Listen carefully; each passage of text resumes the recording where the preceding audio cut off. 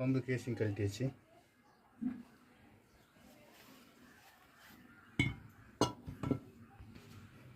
இதுதான் இதனுடைய எம்பல்லரு.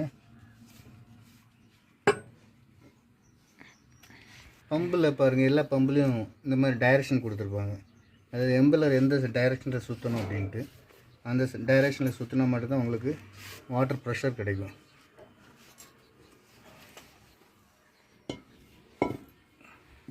எம்பல்லர் நட்டை கழட்ட போகிறோம். இந்த எம்பல்லர் நட்டு, இந்த எம்பல்லர் நட்டு வந்து எந்த டைரெக்ஷனில் நம்ம கழட்டணும்னு பார்த்தீங்கன்னா,